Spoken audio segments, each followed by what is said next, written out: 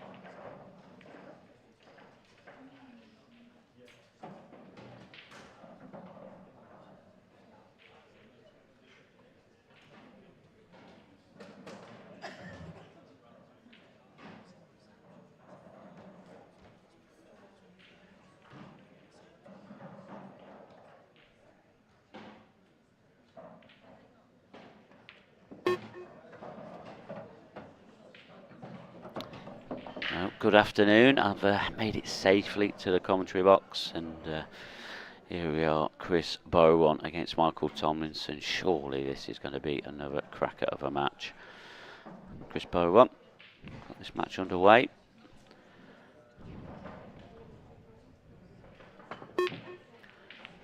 Oh, you've got to say that's a pretty much of a wild lash there, and it's just not loosened up just yet. Chris Bowen played his first round against Adam Stevens. He got through that quite comfortably in the end, but Michael Tomlinson, he had a bit of a battle against Nathan James and just came through on the odd frame, 7 frames to 6.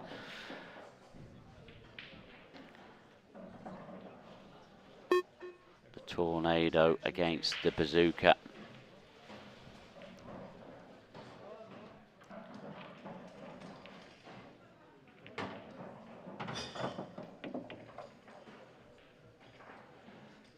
Obviously got the yellow in the middle pocket there, but I'm going to say probably a little bit unfortunate. He's going to have to be a bit creative now about how he goes about potting this.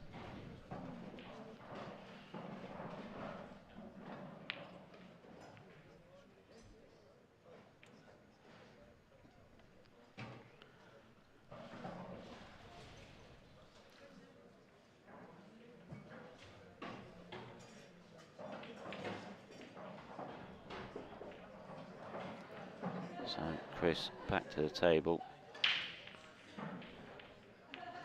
It's not an easy chance this, but when we see Chris play, he is very, very attacking. He will try everything to make sure that that player does not come back to the table. So don't be surprised if you see him go all out attack for these, and one good shot to get this yellow out, and he could have opened it up, but he's missed the pot. Bit of a slow start here from Chris. He's got a good cue ball, but we know how good of a potter Michael Tomlinson is. And as I just said that, the commentator's curse kicks in. And these two players have started off very rusty indeed. First time on the TV table for these two this weekend. Both of them just want the best start possible. Containing shot there from Chris. One I'm sure we'll probably not see too often from him.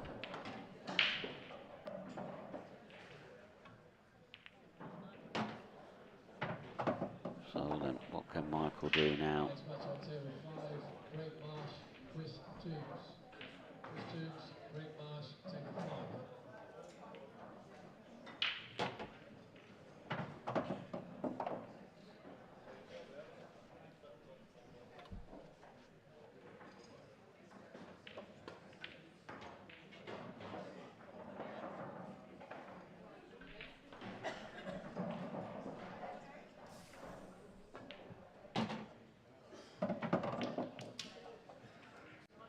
Try to get a yellow out, it hasn't come off for him. Is he just going to be left with a couple of doubles now? This pot in the corner shouldn't be too problem. Trying to clear the pocket, pinched at angle. Well,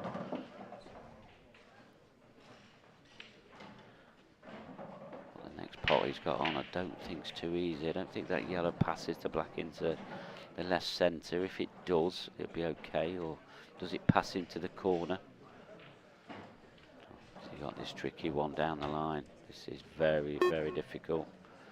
He's going to have to make his mind up. He's used his extension, and that clock is ticking down. Oh, what a shot this is. It's close. It is. It's in. What sort of angle has he got here? I think he's going to have to take it into the bottom left-hand corner. The only problem is he'll be going away from the black. Can he cut this back? If he can cut it back in the bottom right, it could be a lot better, but you see now he can't. This white ball's going to go up and down. Is he going to be a bit lucky? He's left a gap. He's going to have a shot at this. This black then, and it's a very tough one to take the opening frame. That's been a very scrappy one as well. What a shot there from Michael Tomlinson, and he'll be pleased to get over the line there. Both players struggled there in the first frame, but it's Michael Tomlinson who takes the opening one. Chris Bowen from the northeast, one of the local boys here. Michael Tomlinson. He's from around North Yorkshire, I think it is, or Yorkshire. I think it's West Yorkshire, to be honest. Both new pros this year. I mean, Chris has been a pro before, but he went back to the amateur status, and he got through again last year. And both Michael and Chris, they both took their pro status. Both have just done okay. I don't think they've set anything alight yet so far. They've won 1 or 2 matches. Both great players in their own respect. Chris Bowen then to break off. Good break. Successful one anyway.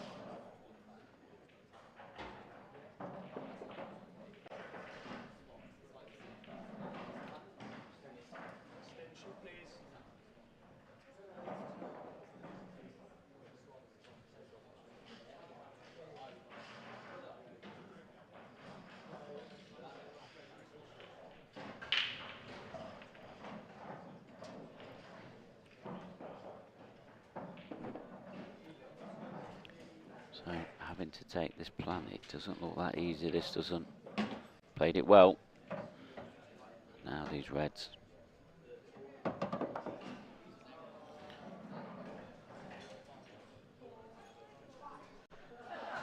There after the break, it's still an open table. He needs the pot to be on, and that's why it is a legal shot to play yellow onto red. Now that plan has given Chris the opportunity to level this match up now. You don't want to be giving Michael too much of a lead, so that's why he really needs to take this one. This one into the bottom left-hand corner. He hasn't got all the pocket to go at. He's got just enough. It's all going to be about that red on the cushion, making sure he leaves the right angle so he can get out for the black.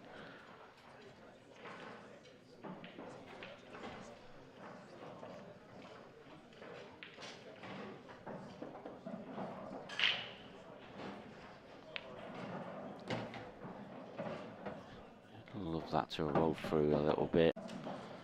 Seems to be going away from his work now. If anything, he probably got a little bit of screw back on that. Just drew it back a bit. Yeah, this pot now. Super tough. He's going to be hampered queuing as well.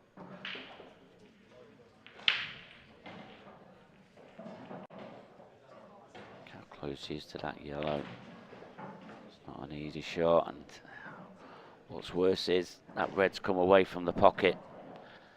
Michael Tomlinson's going to get another chance here. Well, he's going to get a chance to open up this match to 2 frames to 0. But he's played a containing shot. I'd love to see that yellow drop though.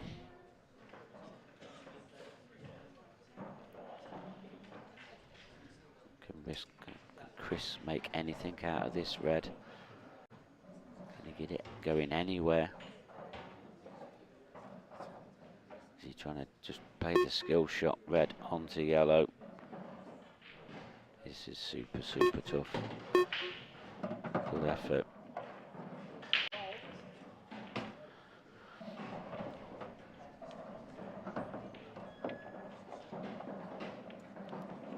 Yeah, Chris was forced into that one a little bit. Didn't have too many options on.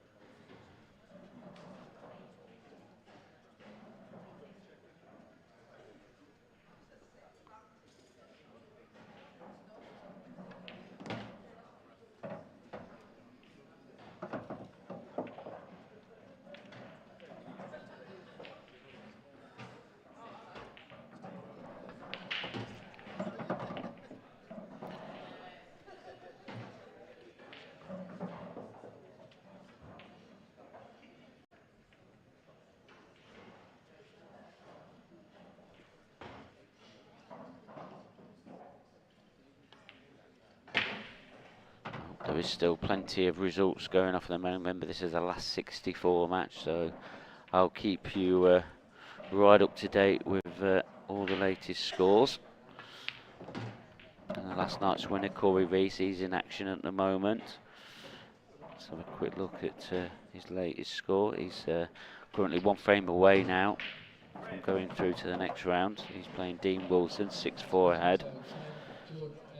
Liam Dunster, he's 1 frame of going out of this open event at the last 64 stage. He's losing 6 frames to 5 against Adam Mersko. Adam, another local boy and a great player in his own right. Andy Crosdale, professional player, he's left the competition. He's lost 7 frames to 6 against Neil Wren. Mark Boyle, he's safely through to the next round. He's won 7-2. Gareth Hibbert, he's 1 frame away from getting in the next round, 6-4 ahead against Nick Powell. Robert Stephen, he's come through another deciding frame against Jake Dillon Newlove, 7 frames to 6. He's played a lot of frames this weekend, Robert Stephen has. Rob Duncan, he's currently locked at 3 frames all against Alfie Powley. David Adenall, Ireland's finest, 4-1 ahead against Darren Cook.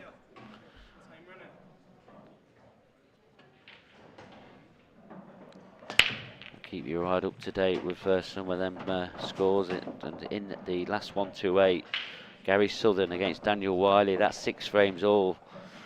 That is to get into the last 64. That's the last one of the 128 stage. That didn't kick off till 10:45. As you can hear, plenty of action going off. And in this one, Michael Tomlinson, 2 frames to the good. I've just seen another score just just took my eye. Cian Monaghan is 5-3 ahead against John McAllister.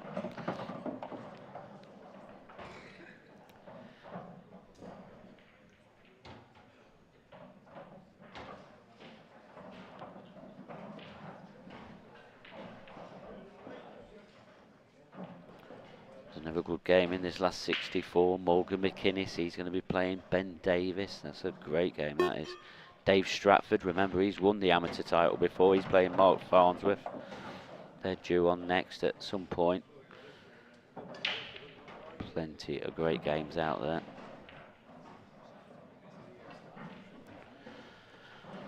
Just as I talk about the scores, Michael Tomlinson, he seems to be making light work of these reds.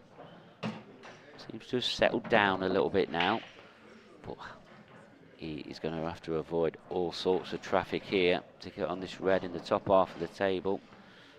Is there any possibility? He's got a gap on the right hand side, but the middle pocket comes into play. He's played this well. How well has he played that shot? Great shot there from Michael, but it's not going to get any easier. He can just drop that red in, but will he be able to leave himself enough angle? I think he's going to have to play this with a little bit of pace. Digging down on this makes the putt even harder. Well, he's got it, and wow, this is what a clearance this has been.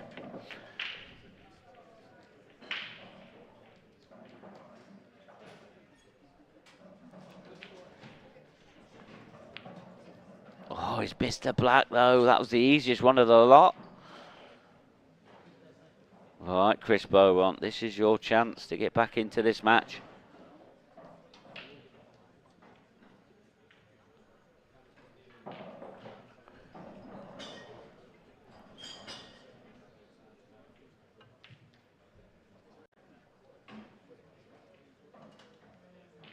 Yeah, great white ball there from Chris. Only a 1 cushion escape here for Michael.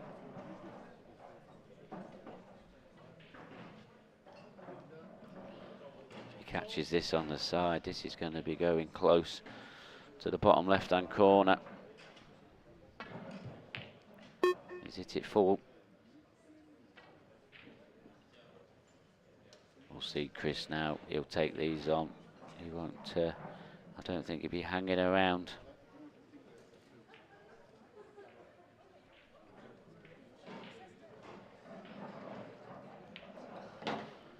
Curtis Lee, another professional player. He's just been knocked out by Andy Esgrove, an amateur player, 7 frames to 3. These amateurs, they love this open event. There is shocks everywhere. Great shot there from Chris Bowen, just developing the black.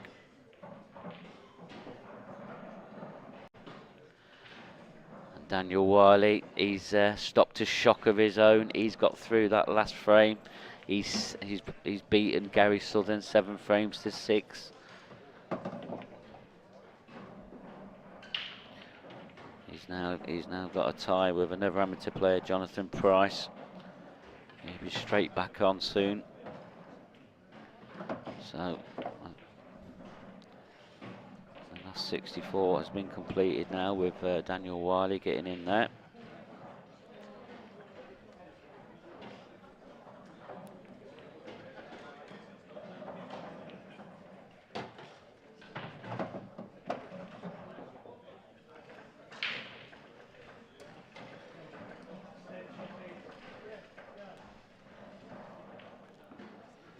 John McAllister, he's pulled a frame back now, 5-4.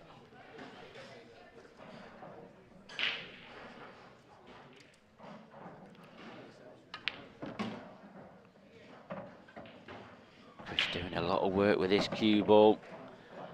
He's not perfect here. I'd love that to come up another foot to make this a bit easier. Should be okay though.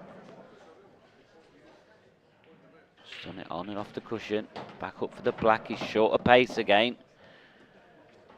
Chris just really hasn't settled into this match yet. This black. He needs this black.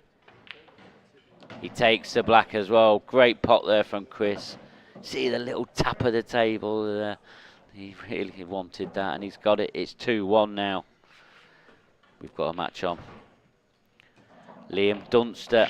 He's taking a frame back. It's 6 frames all. He's got a deciding frame against Adam Mersko. 2 great amateur players, Marco Oliver, Scott Pope there going toe to toe. Scott Pope leading that 3 frames to 0 at the moment.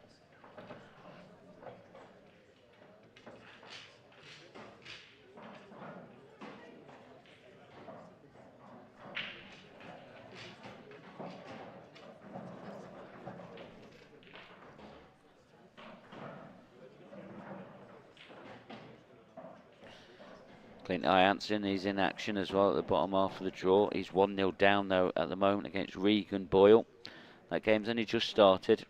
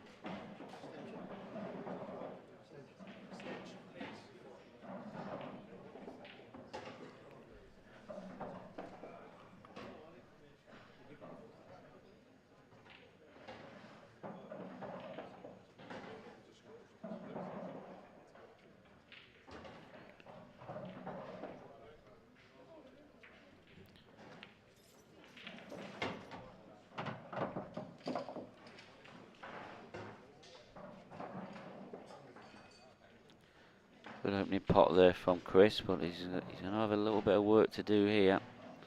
Not sure that red passes that yellow into the bottom right hand corner. We're going to find out now though, I think. That's going to be his most difficult one. Keane Monaghan, he's taken the next frame against John McAllister, 6-4 now. He's 1 frame away from knocking out John McAllister. John's going to have to take the remaining 3 frames to get through that one. Keane, another very good established amateur player. Great shot there from Chris Bowen.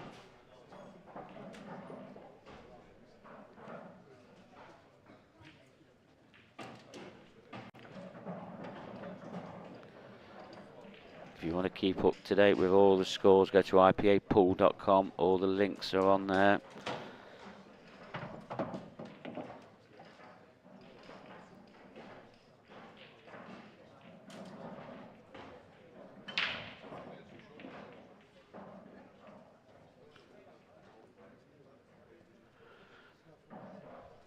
Chris Bowen now with a great chance here to level this match up. Probably just the toughest shot he's got is just making sure he gets on this red in the middle pocket, so he will have a very easy black. This one could be a bit twitchy. And I don't think Chris is settled 100% yet, but this one could settle him if he can get some nice position here. Played a nice stun shot and he'll feel better now. 2 simple balls now to level the match up.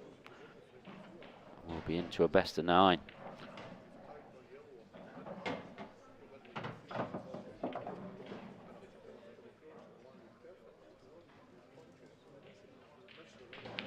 And there you see it. Chris Bowen back in this, 2 frames each. We've got a match on now. Good break there from Chris. Only just got that ball in the top right hand corner, but he'll take it. I mean, this weren't an easy clearance because there was quite a bit of clustering around in the middle part of the table. This shot was the key shot. And then from there, after he got this nice little stun shot down there, correct, he was perfect.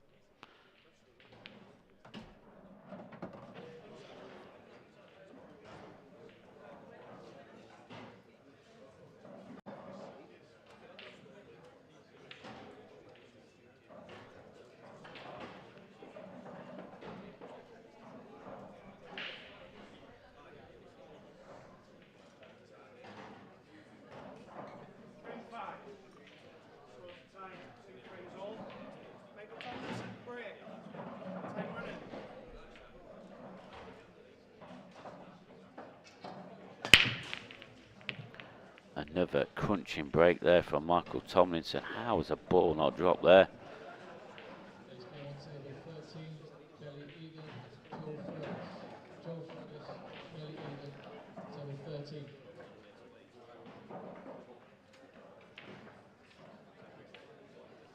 Chris Bowen didn't expect to get back to the table so soon. Straight away opening up his difficult reds, and wow, look at this. This is going to be a good chance. I think that that red definitely passes that yellow into the left centre. As you can see, we overhead there. It does. We've got news on the Liam Dunster match. He has got through. He was 6-5 down there against Adam Mersko, and he's won a 7-6. He's going to be playing Neil Wren in the next round. He's having some battles this weekend, Liam is. We haven't seen too much of him on the TV table either. But I know he's going to have another difficult game there against Neil. Cracking performer, Neil Wren is. Remember, he beat Andy Crowsdale 7-6, so they both had a battle.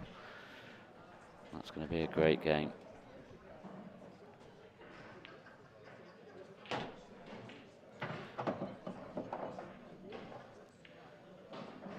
Corey Reese safely into the next round. He's beaten Dean Wilson 7 frames to 4.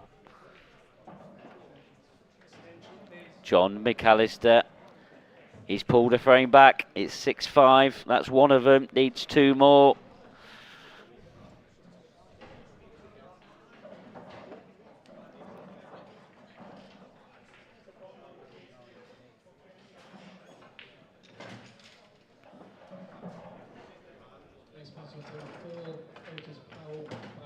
Oh, not got the kiss he wanted there.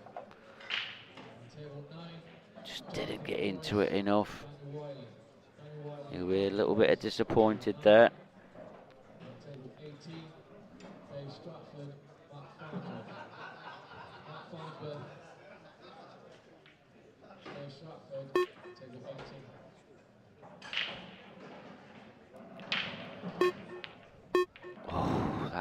a very twitchy.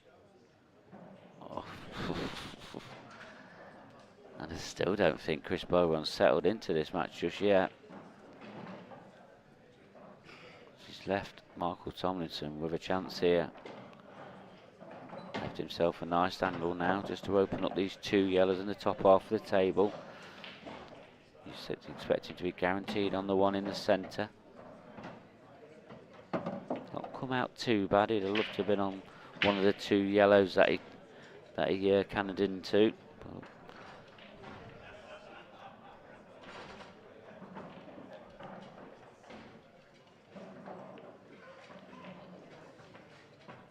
A very rare safety shot there from Michael Tomlinson. But not a bad one.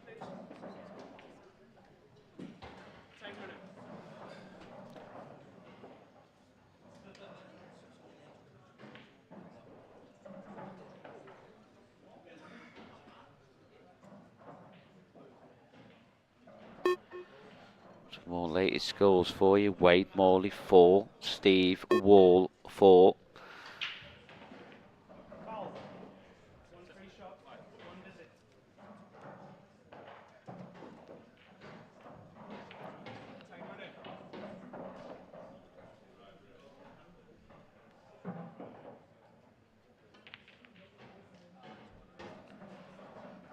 So this free shot just let Michael open up the table a little bit. And now surely we don't see a mistake from Michael Tomlinson.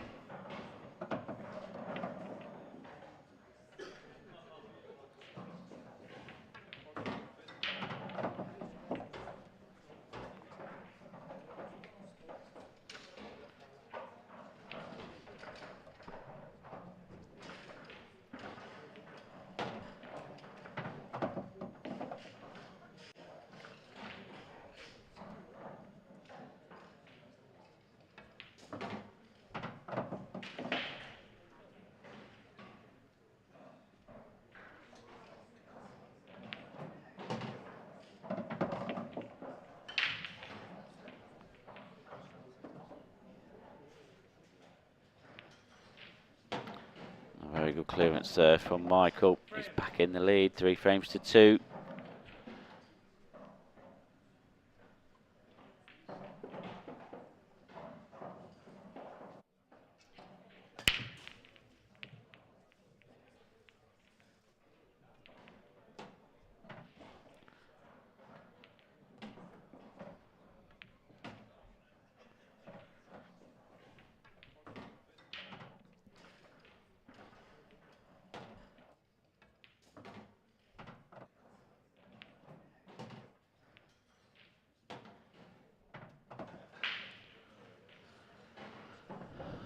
Yeah, I've got to say that Chris, he really hasn't settled into this match. Not quite the elegant self he normally is. It's going to be Chris to break next, though.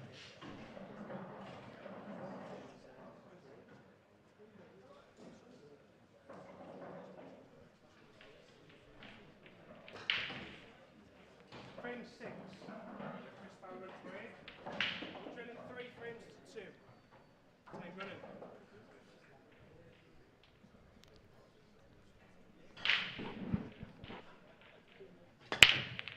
It's another crunching break. He's kept the white on the table.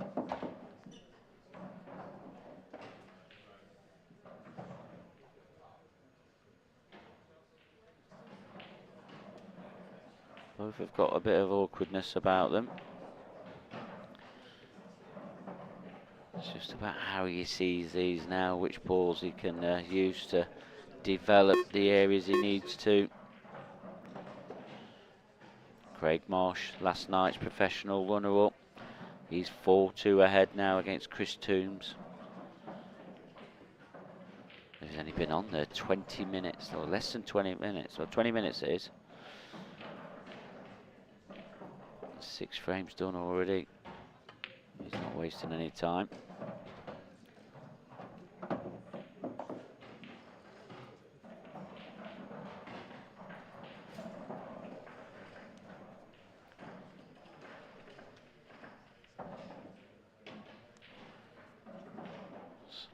suppose the question is the yellow just above the baulk line?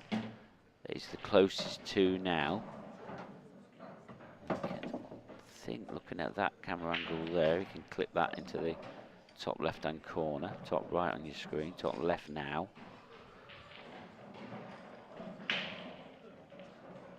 He's still got two tricky yellows on this right-hand side. I mean, yeah, they're easily potable, but it's just about getting on them. That's that tricky one out of the way. Just held it enough to give him a shot at this one in the middle, but again, could be going away from his work slightly. We'll get him very close to his work. I mean, that angle there looks like it's okay. Just got to drop this in the middle. He has just dropped it in the middle, only just off the knuckle. Played it at a good pace, but I mean, the yellow that's in the bottom of the table, it's only got a couple of pockets.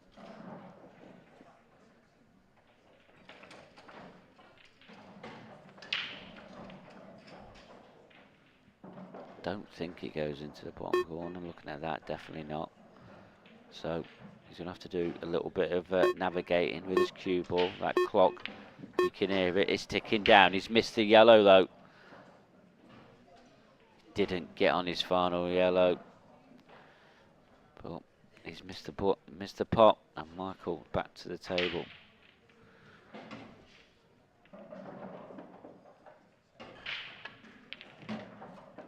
Michael just opening up that top end of the table again. It's not come out perfect for him, but he has still got a pot on here. Just gonna have to be a bit careful with his cue ball.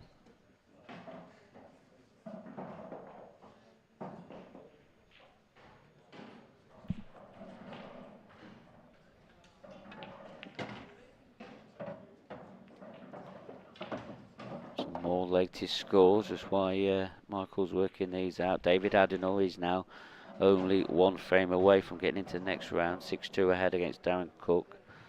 Wade Morley, he's now taken the next frame, so he's 5-4 ahead against Steve Wall.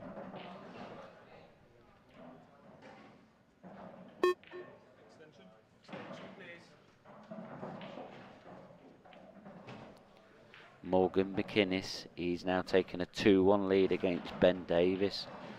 Battle of Scotland against Wales down there.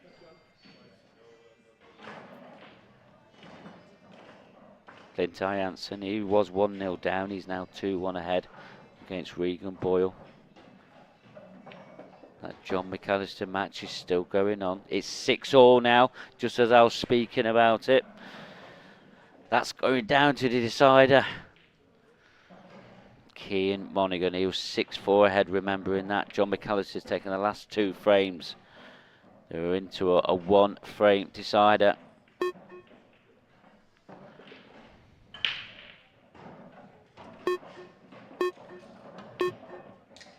Oh, what a double that is from Chris Bowen. And what a positional shot that is. Brilliant shot.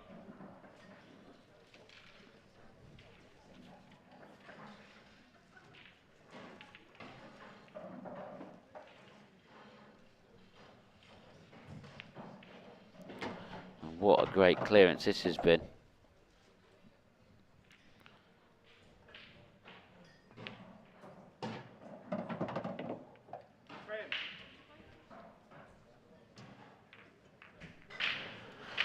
Wow, what was looking like Michael Tomlinson was going to go 3-2 ahead. He's now 4-2 ahead. He's now 3 apiece. Michael should have been 2 frames to the good again.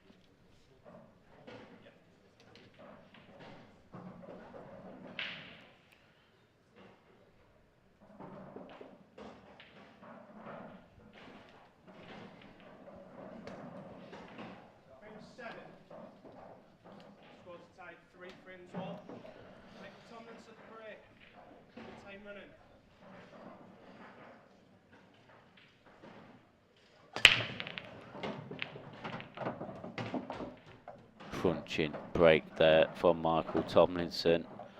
Wow. 2 reds off the break there. Either colour set, so not too bad. I mean, the yellows, yeah, there's more of them. He'll take these reds because of that yellow in the bottom half of the table, blocked by that red.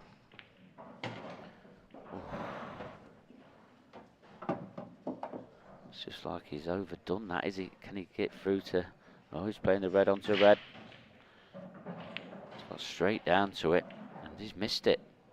That weren't that easy. That needed a little bit more respect than Michael give it there. That red exactly wasn't over the pocket like it is now. So Chris has that last frame just rattled Michael a little bit. Extension, please.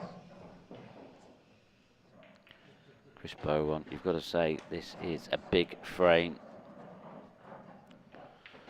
This is to go ahead for the first time. Andrew McKee, another professional play, 3-0 ahead against Matty Rowland.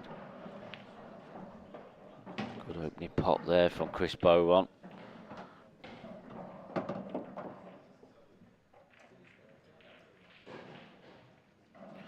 Mark Farnsworth, his match has got underway now. He's 1-0 ahead against Dave Stratford. Daniel Wiley, remember he came through that 7-6 battle against Gary Southern. He's 2-0 behind against Jonathan Price.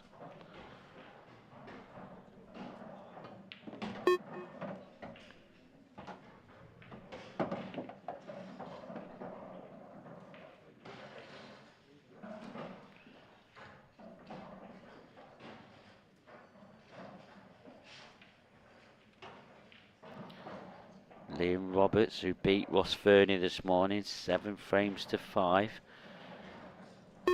He is 4-1 ahead against Andrew Whitfield.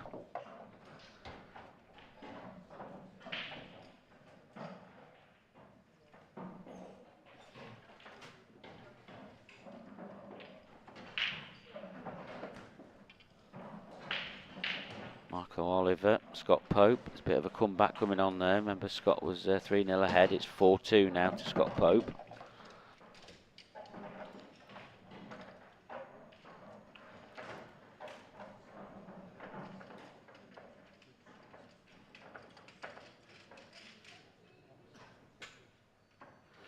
And we've now got a result on table 2.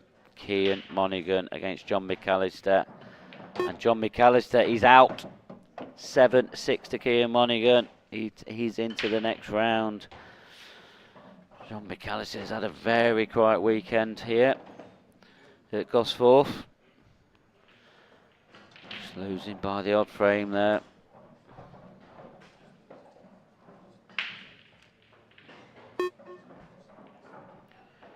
Craig Marsh, he's 6-2 ahead now, 1 frame away from getting into the next round.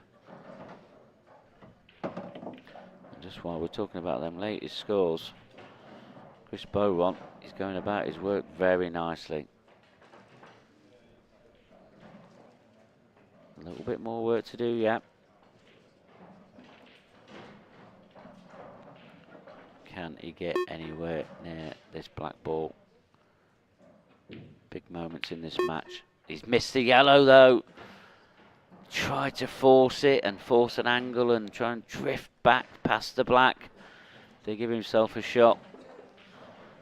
And he hasn't. I mean, this Chris here, he's been missing chance after chance. Oh no, Michael, surely he's not going to be missing this chance.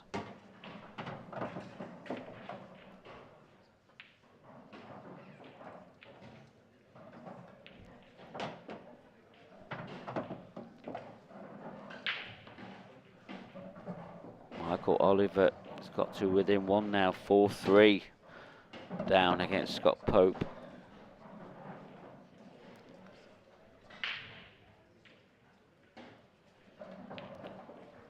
And Michael Tomlinson safely puts that black ball into the left centre, and that's another frame that's got away from Chris Bowen there. It really is.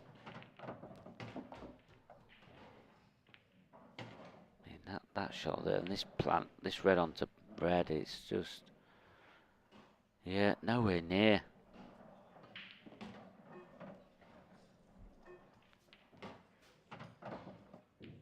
This shot here from Chris, it's just like it's just chucked a shoulder in there.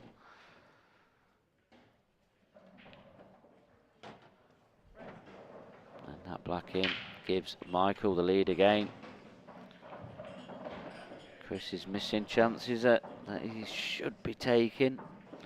Well, it's going to be him to break next, so can he level this match up once again? Seems to be doing it the hard way.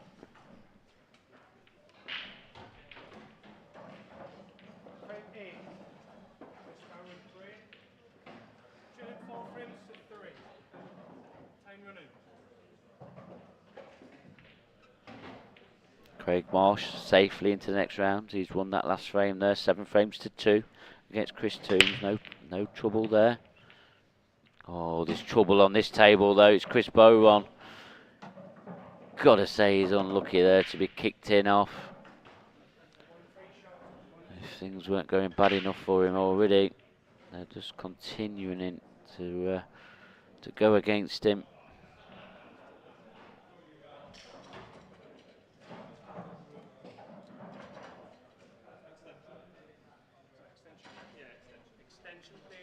Mark Farnsworth 2-0 ahead now against Dave Stratford.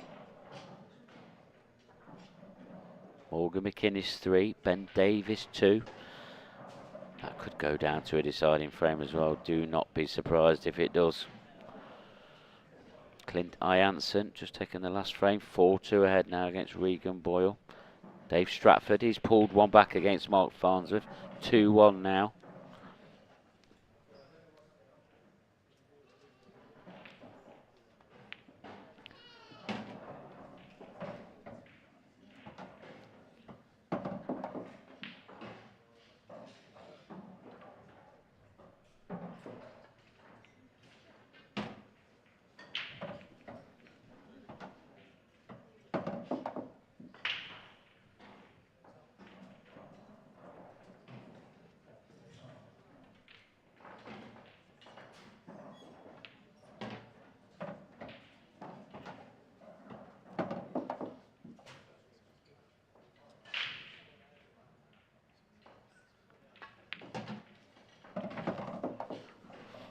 It's looking like this 2-frame lead is going to open up again.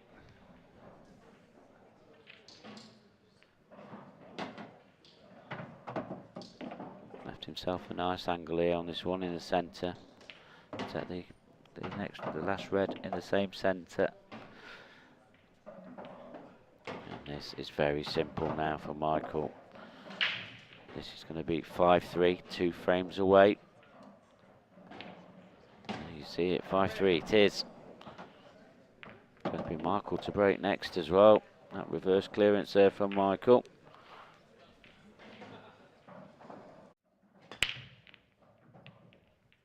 Just look at that, the way that's kicked in that into the top left-hand corner.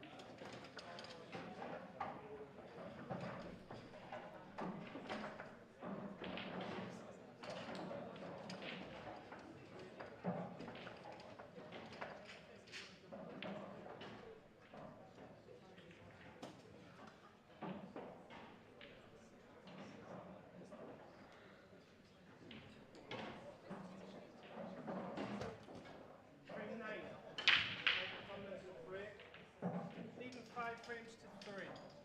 Time running.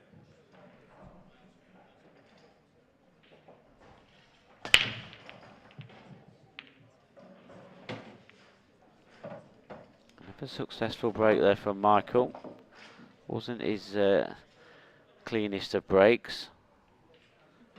But he's going to have a shot at a red here, I think. There is a yellow one as well, but which one's more easy? I mean, even that red, he's clipping in the middle. That white ball's going to be cannon into balls, can go anywhere. He's not going to be able to get much control, and that's why he's going to take this yellow. Oh, that's...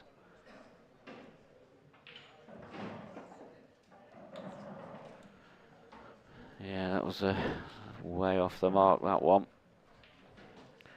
So open table, Chris Bowen, he's definitely getting chances here.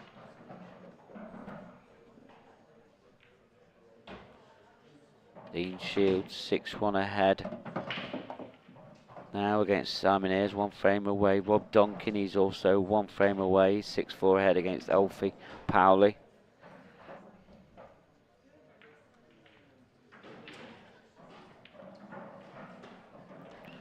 Dave Stratford 2, Mark Farnsworth 2. So Mark was 2-0 ahead in that match. Morgan McInnes 4-2 ahead now against Ben Davis.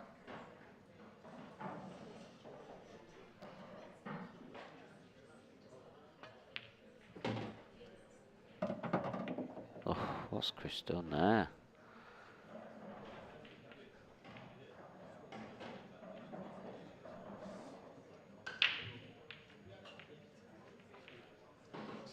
He's going to have to definitely reroute now, whatever his plan was.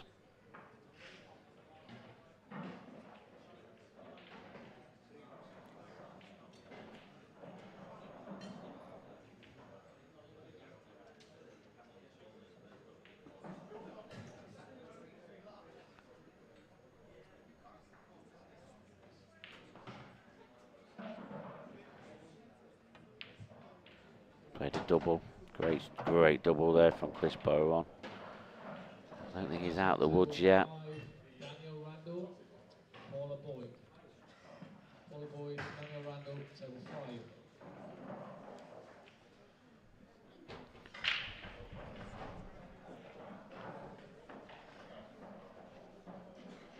5. The clock is ticking down. Have to make a decision a bit quicker than he wanted. Looks like he's going to try and just drop this yellow in now into the right centre. A very acute angle this is.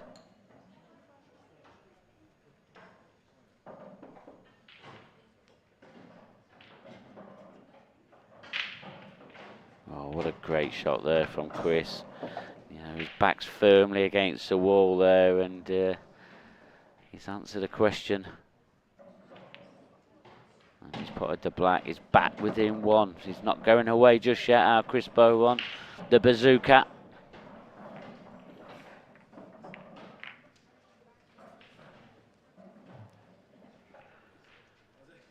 Five, 4.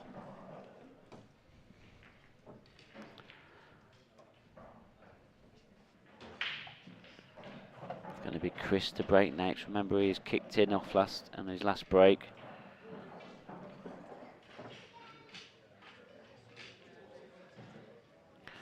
Wade Morley is 1 frame away from getting into the next round. 6-5 ahead against Steve Wall.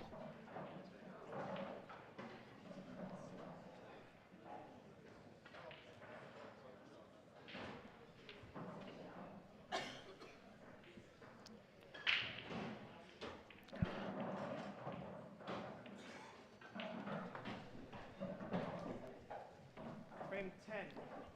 Chris Bowen 3. Drilling 5 frames to 4. Time running.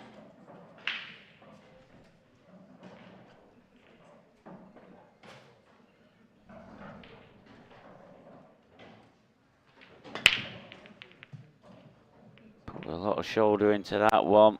Is it going to drop? No, it isn't. It's a dry break. Is Chris going to get another chance in this frame?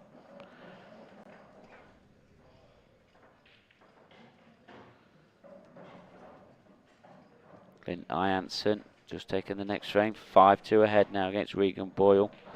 2 away from getting into the next round.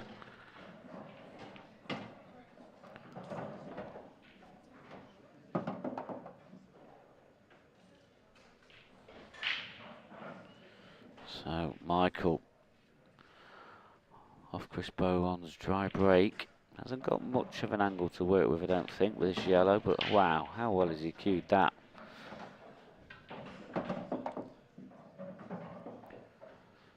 He's been a little bit off the mark at the moment with his long potting. This is going to be another tester for him. And this is crucial stages now of this match.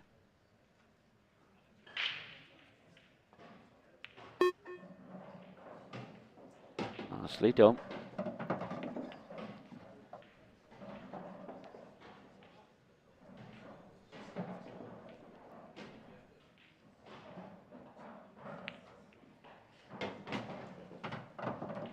So key shot coming up now for Michael. Just got to drop this down the cushion. Don't have to do too much with the cue ball. Is it going to drop? No, it's not. It's not even threatened the pocket. And Chris Bowen is back to the table again.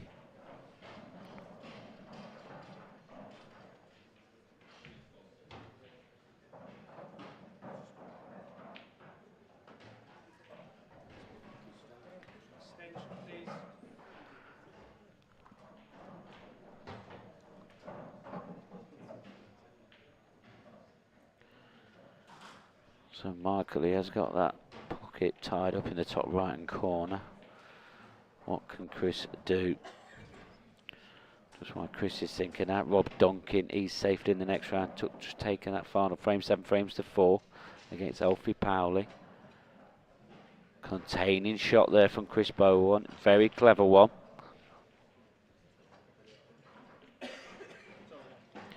David Adenall, he's also through now, 7 frames to 3 against Darren Cook.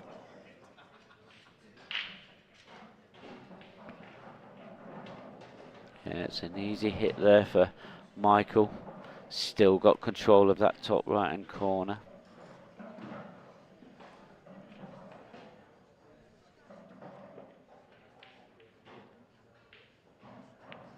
Chris just trying to keep the pressure on. It's a bit of a, I think it's a better snooker. It's not a one cushion escape now. Not as easy as the last one. Can he get through to this? If he can, he's going to give Michael a chance at taking this frame.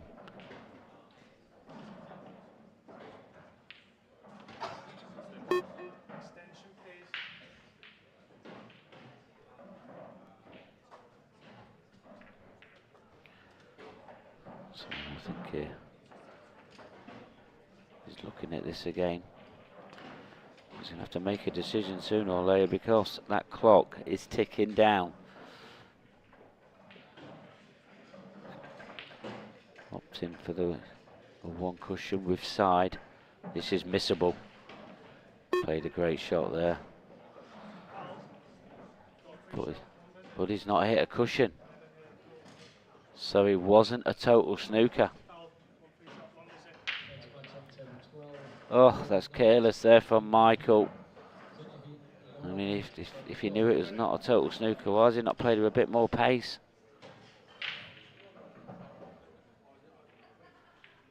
Our referee, Brian Moss, is right on the money today.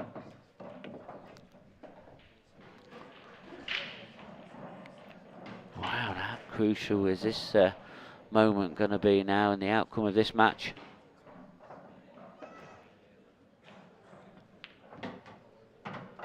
Chris Bowen, great chance to level this match up for the second time. Especially when he's been 2 frames down, he's just come back and levelled it up. Great chance now. Can he do it again?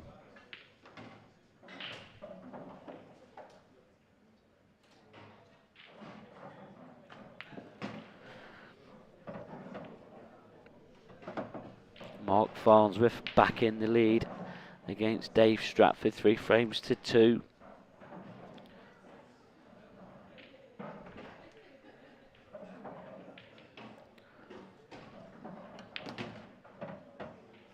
Also in the lead now, 3 frames to 2 is Joe Prince. The battle of the amateurs against Rob Sim.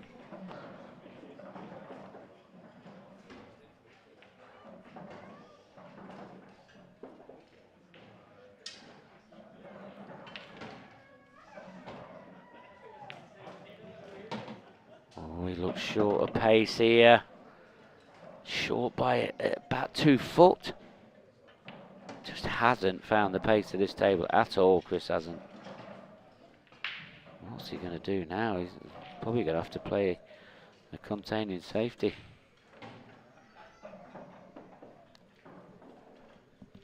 Don't think he can get through to the one on the bottom cushion. But it's usually extension, so he's going to have to make a decision. That clock is ticking down. That shot clock pressure is just, wow, I don't know what was going through his mind there. He's left another glorious chance for Michael Tomlinson. It's amazing what that shot clock pressure does.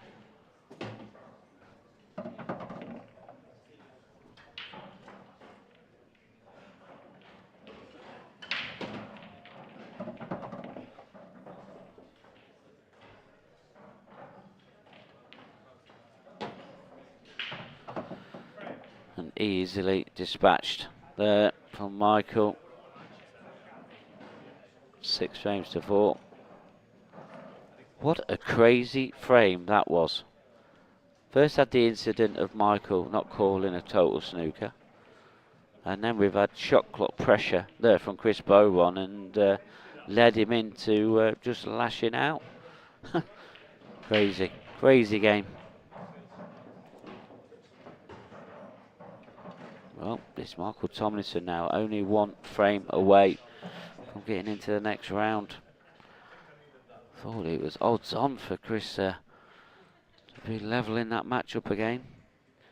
Dean Shields, he's through now. 7 frames to 2 against Paul Sylvester.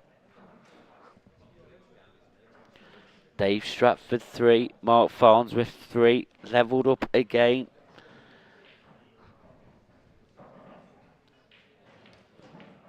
Ben Davis has pulled a frame back. He was 5-2 down against Morgan McInnes. 5-3 now.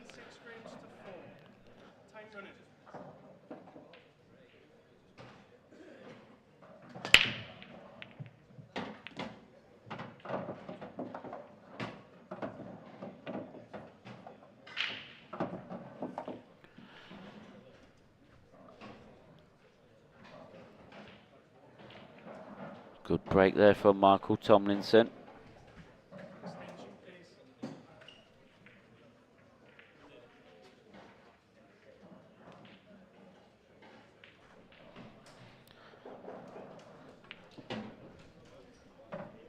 So next game coming up after this one.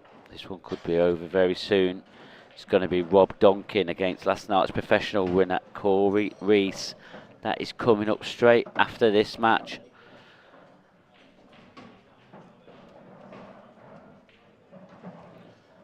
And this is a good chance now for Michael. I suppose the only problem he's got here is the yellow that's close to the black.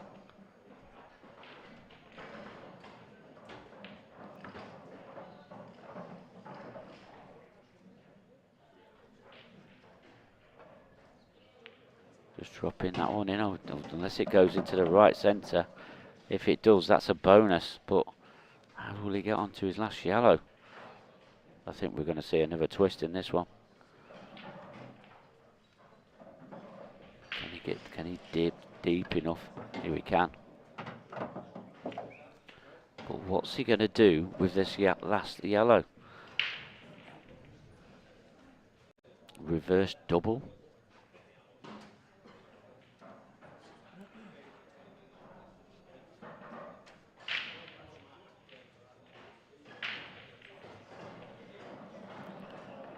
Looking like the reverse double. It's close. It's in. Great shot there from Michael Tomlinson. And now this black to get himself safely into the next round.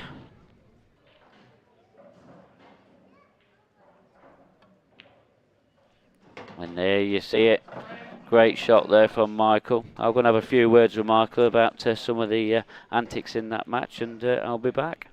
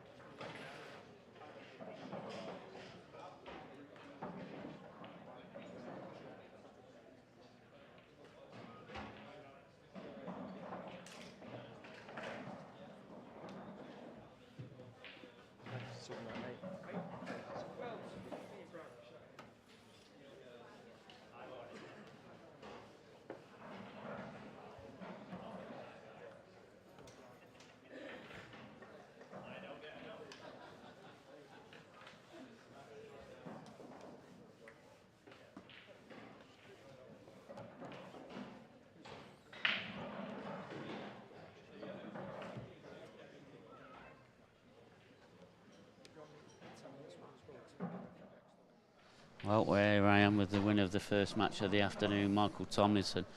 Michael, that was pretty much a crazy game there, and what was going off at the start? There was quite a few misses from both players. It was terrible, wasn't it, to be honest? Let's be honest, it was just a terrible standard.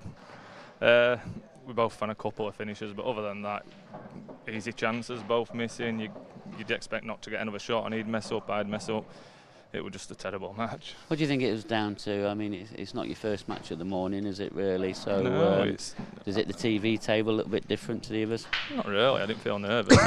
To be honest, I was terrible in my first match. I think that was a bit of an improvement, so I'm getting there. But it's just one of them games, I just never seem to get going.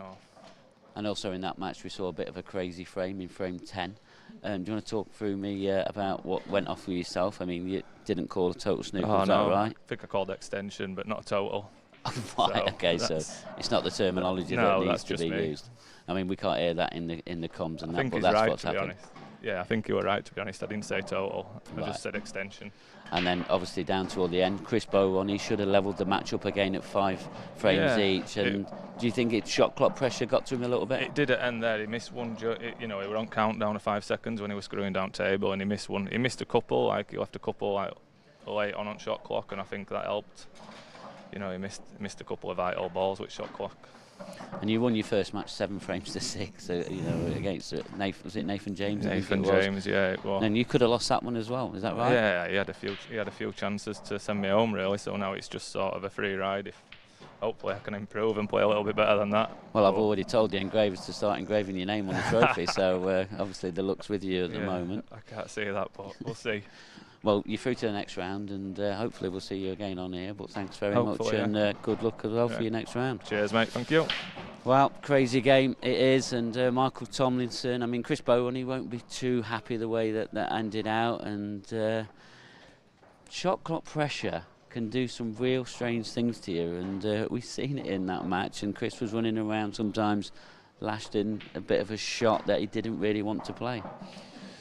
Yeah, it's a bit of a strange one. I mean, we know how good both those players are, and we got glimpses of it. But I think, I guess it sort of typifies where both of them are at the moment in the games. Just a little bit of inconsistency, not playing too much on the main table, and it found them out a little bit today. But Michael's got the win, and I think he's one of these new pros. I think he's on a gradual up curve. He's getting some terrible draws. He's getting the likes of Liam, and all the top players. So it's tough for him.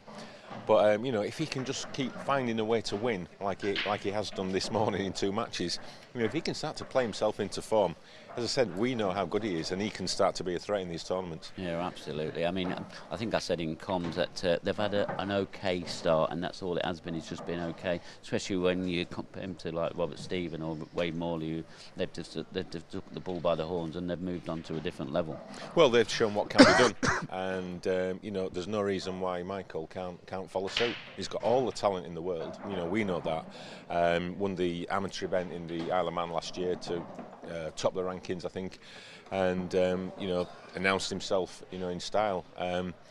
He hasn't got his pro career off to the greatest of starts, but you know, part of that is some of the draws. I mean, you know, when you're getting Liam, I think he's had Liam a couple of times. You know, it's tough. It's tough. And let's talk about the draws. Let's start with Liam first. He's dodged the bullet, but one of the professional players didn't dodge the bullet, and unfortunately he's left the competition. Well, there's been more pro slaying going on since we started the show off. Former world champ John McAllister, he's gone. Gav Robinson, you know, we talked about. So yesterday, he got dumped 7-0. I know, I saw that. 7-0. Yeah, and Liam got through 7-6 and against Adam Myerscough. So Adam broke in the deciding frame and went dry, and Liam cleared up. So he's had a fright there, and but yeah, the pro slaying continues. I mean, the dropping left, right, and centre. Yeah, and I know Mark Farnsworth. He's got a bit of a battle against Dave Stratford. Dave Stratford, he's won an amateur title, so don't be surprised if that either goes down to last frame or if even Dave Stratford gets through. Yeah, it could do that. I think it was 2-2 last time I saw. 4-3 to Mark. It was 4-3, when I last saw. And there's another interesting matchup. Evan Parry Williams, who was the number 2 ranked pro amateur. He won an amateur event as well, and he's playing Mark Boyle, so they'll be playing on one of the outer tables at 1:15. Don't be surprised if there's another shock there. Well, keep your eyes open, and right, it looks like everybody's ready now for this next match. We'll talk a little bit about this next match. Rob Duncan, he had a bit of a quiet start in the professional event, didn't do too well against, I think was it Robert Stevens, was it? Robert Stevens. Yeah, he did. And then he played, and then now against Corey Reese, last night's winner. Can Corey Reese do the double? Well, it's a question we ask pretty much every event, and it doesn't often happen. I think I can only think of 3 or 4 times that it has happened. I think Gareth Hibbert's definitely done it, Mark Farnsworth. I'm not even sure Liam Dunster's achieved that. So there's not many that's done it. Maybe Clint, I think, has done it in the past. So it is a rare thing to do. You know, the highs of the Saturday night, winning the competition and everything that comes with it. You know, your phone going berserk and all that. The emotion. Yeah, that feeling of relief, and then to come back and do it all again Sunday. You know, to get yourself back up to those levels is a tall ask. Can Corey do it? Well, you know, he's fighting against the odds. You know, the odds are against him not doing it. But today's another day, and anything can happen. But you know, Rob Duncan, as we know, great player, great shot maker, one of the most attacking players on the tour. I'm a big fan of Rob. I do like watching him play because you never know what you're going to get. But you know, the form that Corey showed last night, if he continues like that, he's going to take some stopping. Well, there you have it. Everybody is ready now. The players are ready. Rob Duncan's ready. Corey Reese is ready. The referee is ready. Let's get over to the arena and let's get this game underway. Rob Duncan versus Corey Reese. First of our feature matches in the last 32 of this International Open Championship. It's been a long, hard weekend for all involved, but you have to say, particularly for Corey Reese, bidding to become one of a select few players to win both titles available to them on a tour weekend. It has been done before, but it's a very rare occasion. But that is the perfect start for the Welshman and a disastrous start for the Englishman. Rob Duncan came into this tournament off the back of a bit of form, certainly at local level. Hasn't hit the heights just yet.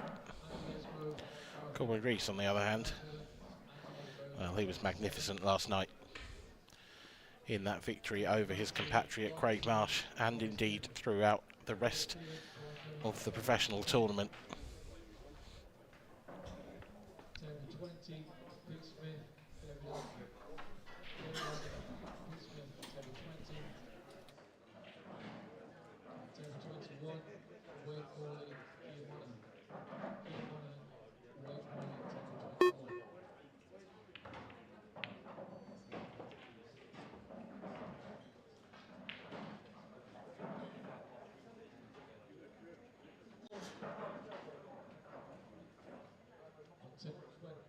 Table 13, sorry.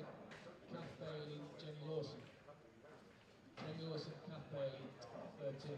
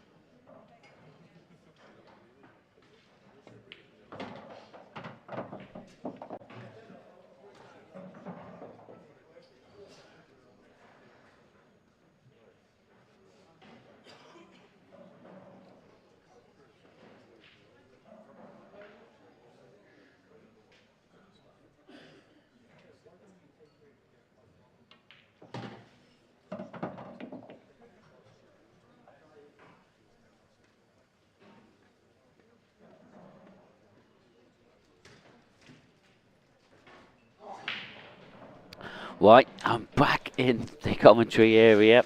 Welcome back. Yeah, thanks, Dan, and welcome to you as well. Good afternoon, Daniel Fairway. Yeah. Pleased that I've got some assistance in here. I really am. You missed a very untidy match earlier on. I don't know if you watched any of it in your room or whatever you was up to, but it was extraordinary. Yeah. And you had a late night last night. There's no reason why you wouldn't. Yes, it was. I mean, not a lot of normal people on a Sunday. That's what people do. They have a lie-in. They have a lie-in and then they have the Sunday lunch. So that might be what a few of our viewers at home are doing now. I know one thing, we probably won't be getting a Sunday lunch, unfortunately. No. We've got a couple of fudges. Thank you very much. But one anyway. If anyone's in the Gosforth area and wants to bring us a Sunday lunch, then... Wow. What a call out that is. Never know. Come on then. Who's going to do it first? Who's going to be mentioned on our stream about being the absolute... Well, that would be awesome, That would be a hero in the making, wouldn't it? Yeah. Yeah. Would be forever in your debt. So, I did say in the studio, can Corey Reese do a double? There's not too many players that have done it, but can he be another one of them? It's a big ask. No, a pro open double has been done, I believe, only 3 times.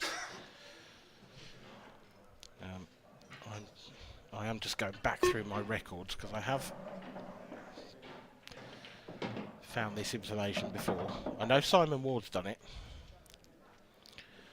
and I do remember it's quite a bizarre stat actually. The only location where it's ever been done is Scotland. Oh, okay. So it's only ever been done at the Scottish Open / Scottish Professional, which of course we haven't had for a little while. And there is one notable exception to that, and that is Mark Boyle, who of course did the amateur and open double. Yes, he did. Yeah, I remember that one. I want to say that was in Cardiff. Yes. A few years back. But yes. Obviously in the 1 year that Mark Boyle spent as an amateur, because he didn't hang around in the amateur ranks very long. Well, when you win 3 titles he won that season, you soon accumulate enough ranking points. Yeah. He actually did all 3 in the first 2 events. That's right, yeah. He was going for double. Yeah, he lost in the amateur final to Ryan Clark. Ryan Clark, yeah. That's right. Some years ago. It might have been 2017. I was going to say 18. Yeah, you might be right. We get the stats boffins on that one. Yes. Which will probably be me on my phone. Yes, it will be. So Corey going for the double. He's had the perfect start. That foul break from Rob Duncan allowing him to reverse dish quite comfortably. But, and isn't it always the way, he comes up dry at his first break. So Rob with the immediate chance to respond. Yeah, he has, and just why we're going to watch Rob respond. We've been on about, there's a new terminology here this weekend. It's called pro slaying. So normally in the open event, the amateur players seem to have the edge over the professional players, and we've already lost John McAllister, we've lost Luke Sanchez. Who else we lost? There was somebody else that we lost. I've just completely gone blank. We've got Ben Davis. He's 6-4 down against Morgan McInnes. I mean, yes, it probably not too much of an upset on pen and paper, the Scottish boys, etc. But you know, it'd be another professional player that's going to be knocked out. Yeah, Ben versus Morgan would class as a shock, but Ben's been away from the game. And Morgan, in fairness, had his chance to become professional at the back end of last season. He finished in the top 16 in the rankings, so in some ways that is pro versus pro. Yeah, Ross Fernie was the other one that's been dumped out this morning. He's had a bad weekend. Yeah, he's not won a match. That is a rarity. John McAllister just won one match. It's and you think John McAllister won the last tour event? Yep. The last professional event. It's so hard to be that consistent at this game, and I think Rob Donkin's just found that out as well, because he's overrun that by a good 2 or 3 inches and now finds himself facing a very tricky situation here. What can he do? Can he cut the one in that's at the top right corner of your screen right now? I think that's really his only option, isn't it? Ain't got any other option, I don't think.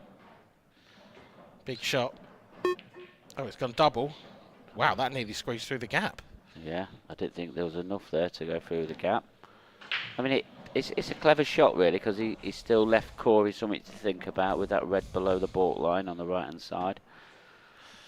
He has, but that yellow hasn't fully covered that top right pocket, and you can see Corey Reese already eyeing up his route here. He's going to run the cue ball through from this one, and then he's going to play this with some pace, try and generate some movement on those yellows, perhaps try and run the cue ball into the red as well, who knows. Well, Corey is definitely one of them players that's got that type of cue power that you're requesting for, Dan. Big shot.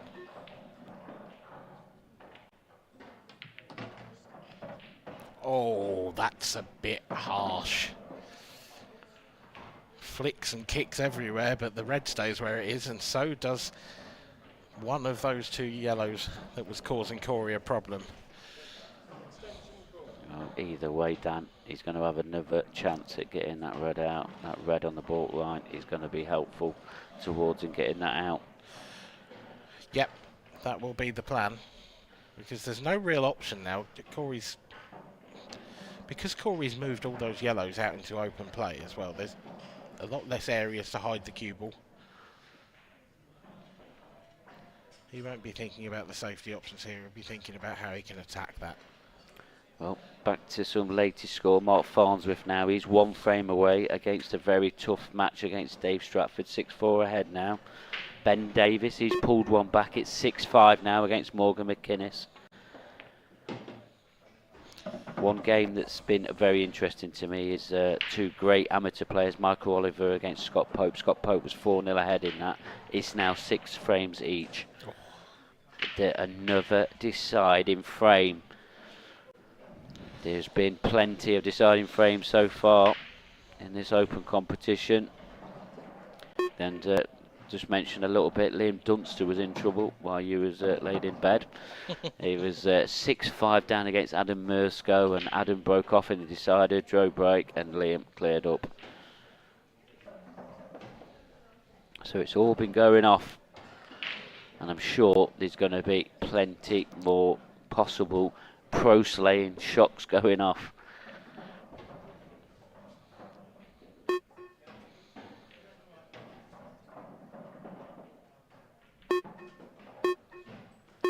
I mean, there's some real, in the last 32, Evan Parry-Williams against Mark Boyle, that's got a potential shock on there. Also, Brian Cumming against Robert Stephen, Battle of the Scots, that's a tough game there for Robert.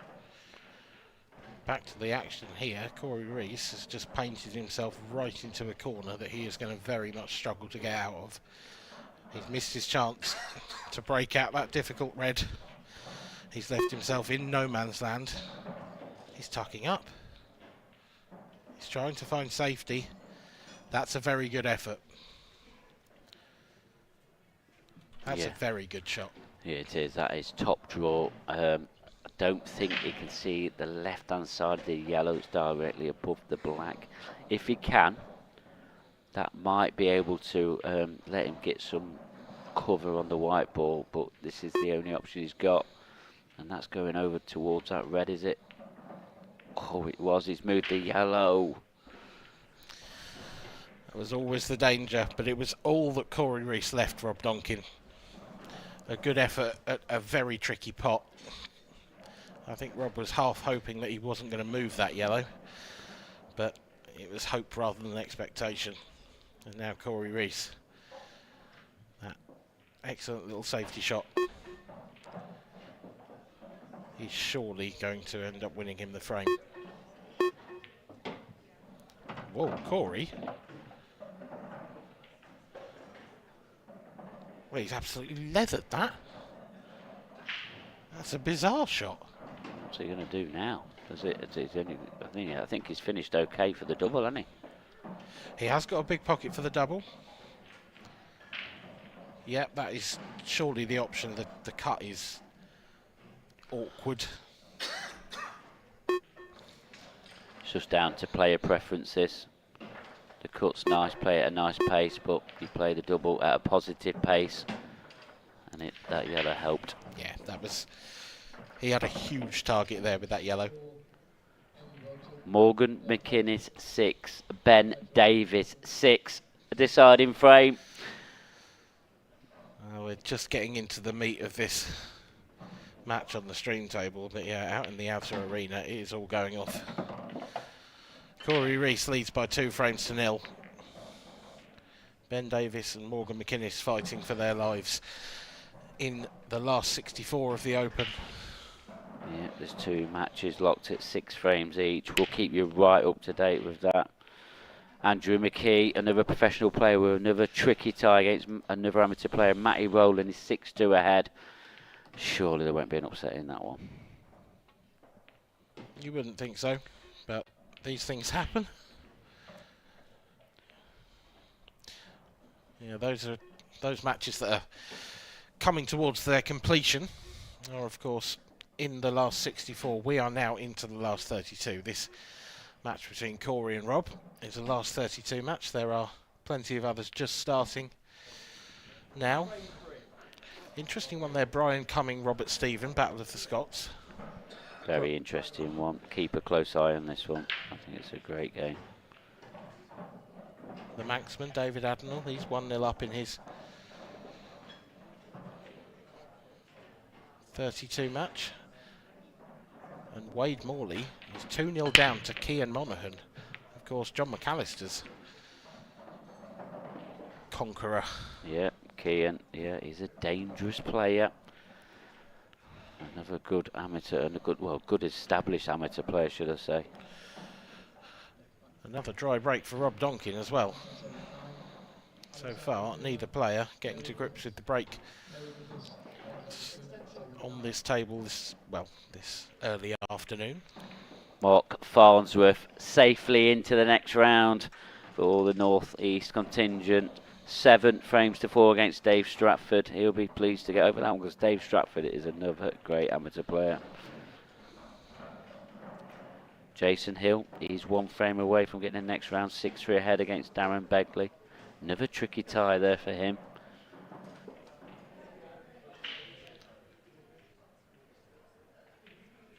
Bit of a safety break that from Rob. Hasn't really left Corey any options. I think Corey's just going to play a containing shot here. Oh, he tried to play the red off the black. That was a big risk, and it's one that hasn't worked out. Just caught that black a little too full, and now Rob Duncan comes to the table for the 2nd frame in a row with really first bite at the cherry. Just the one tricky red. He's going to pop this one in balk. The other one in balk is tough. Like to get on that now. He's tried to move it. I think that's come out lovely, Mark. Yeah, he has. He's played that superbly. I mean, I know Corey, I mean, we saw the reaction from him, showed a lot of body language when he missed that big pocket. And I mean, it weren't an easy shot. No, it wasn't. A big pocket, I think, is actually a little bit harsh. Because Yeah. it wasn't. It was... Well, it was a big pocket attempt, yes. wasn't it? Sort of a cannon, wasn't it? But it wasn't one that... It wasn't straightforward. Far from it. Far from it. That black was quite a long way down the table. We had to, catch it quite full. Fair bit of pace as well. Well, I'll keep looking at the latest scores, Dan. And, there's nothing to report yet. Them two matches that are locked at 6 frames each, they have just changed. One of them has just changed. It's Michael Oliver against Scott Pope. That's the one, and it's Scott Pope that's made it through 7 frames to 6. They're two great players, them two are brilliant amateur players. Had to be a loser, and on this occasion it is Michael Oliver, one of the North East boys, the local boys. He's left the competition now. It's a good comeback that from 4-0 down. Yeah, it was. Been worth watching it on this TV table. It sounds like there's a lot of games out there that's worth the pedigree to get on this table. Rob Duncan looking to get his match underway, essentially. Tricky little cutback black this, but negotiated very nicely indeed, and he still trails, but just by the 1 frame. 2-1 to Corey now.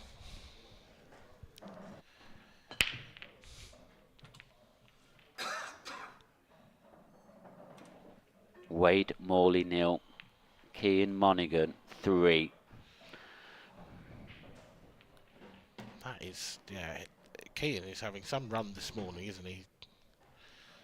Obviously playing well to dump out John McAllister and then go 3-0 up against Wade, but wouldn't be writing off Wade just yet. He's obviously been in sparkling form this weekend himself as well.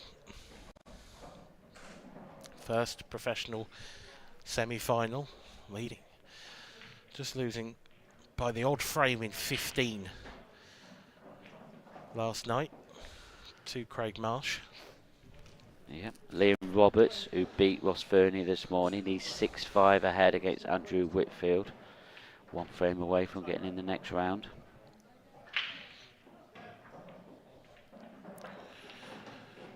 Corey Reese looking for the first successfully completed break of this match.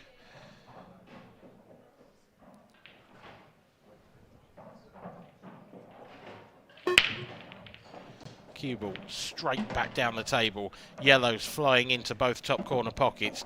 That is a dream split. Just the one awkward yellow. Just the one awkward red. So a decision to be made here, Mark. Yep, and well, does that... Corey's having a good look to see if that yellow over on the left-hand side passes that red. I'm not convinced that it does. If it does, then his mind's made up for him. If not, there's an argument that the red's are the better colour set just because he's got more options to play with.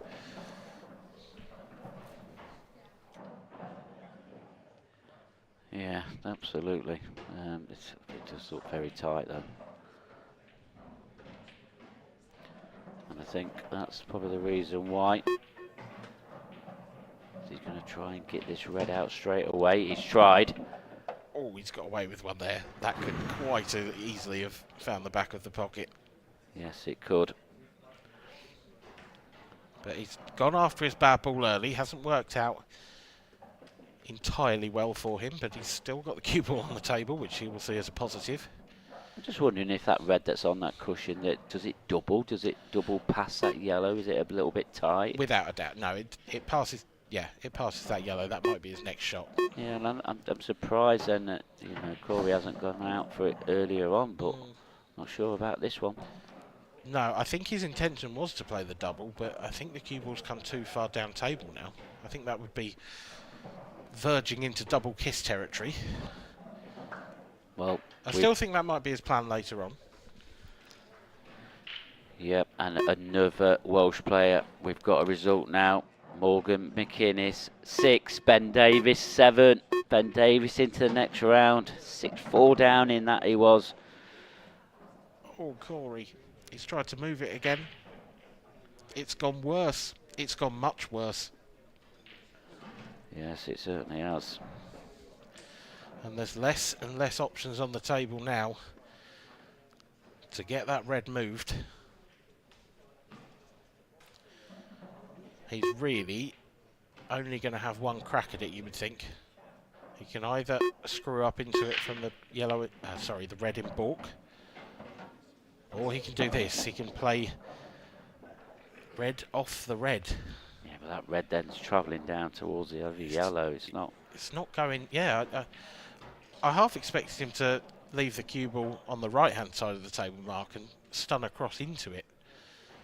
You know, if he could have stunned across, put the cue ball over on the right-hand side and stunned into the yellow. Played it with lots of pace to try and force the issue, and he has forced it marvellously. That's a great shot. Trusted to luck and was rewarded. So Ben Davis through. Yep, 7 frames to 6. I'm pleased for Ben, with no disrespect meant to Morgan at all. It would have been a good scout for Morgan, and he's a fine player in his own right. But Ben coming back to Paul after some time away, and it would have felt a bit unfair on him had he come to this tournament and not at least got past a couple of rounds.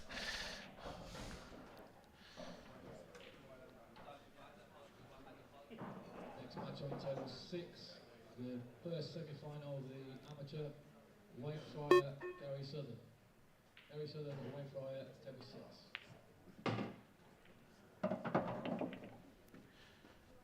Corey choosing to leave the black long up to the top right. Superbly weighted cue ball. There's distance in this shot, but he has made it as easy as possible. The pocket will be directly in his eye line. And he strokes it in comfortably. Corey Reese re-establishes a 2-frame lead, leads by 3 frames to 1. Rob Duncan is going to have his work cut out to save this match. Of course, we are in the Open now, so the race is slightly shorter. Races to 7 rather than the races to 8 in the professional event. And that just makes those comebacks a little bit less likely.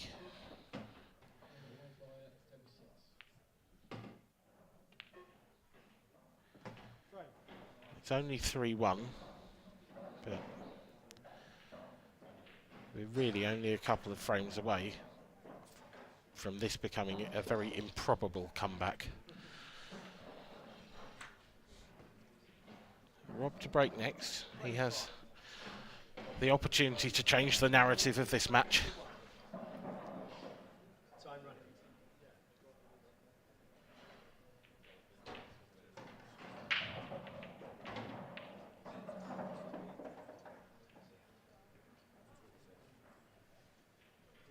Head down, cue through. Cue ball is straight in the top right corner pocket, and that is second foul break of the match for Rob Duncan. You can see what he thinks of it. He is extremely unhappy, and he's left just a brilliant opportunity here. Corey will take time to study the table and work out the best route, but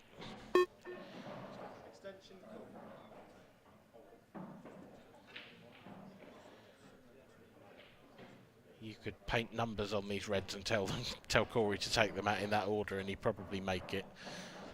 Yes, he probably would. Yeah, these, well, they're looking definitely there for the taking.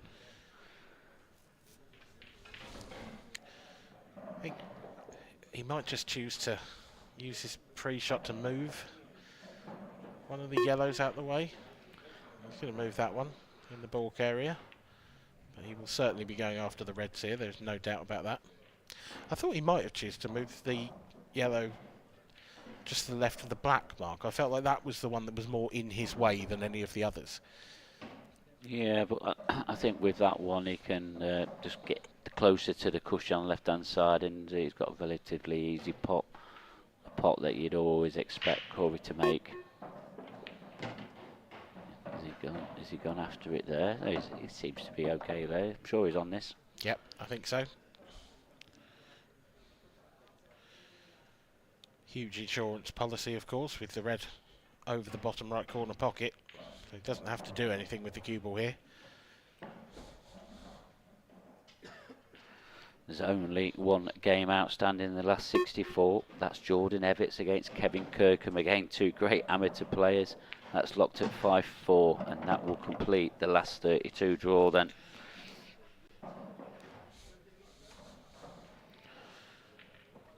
Corey's just made this ever so slightly awkward for himself. You can see him there from that overhead shot, just stretching. Not a problem, but the black's sort of in the way of where he wants his hand. This is awkward cueing, this. And it's gone wrong. It's gone very, very wrong. A little bit careless, that, from Corey Reese. And when you're bridging over a ball like that, it's easy to get into it a bit too much, to overscrew it. And look at the situation he's left himself in here. He's snookered himself, I think.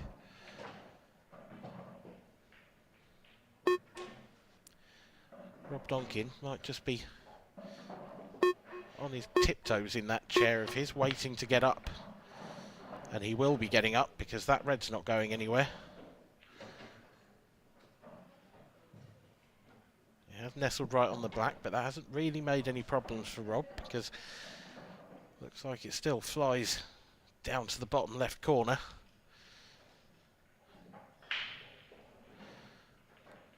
And one good shot from Rob here, and he's in business. He's going to cut this one into the right centre. And that will flick the one off the rail out as well.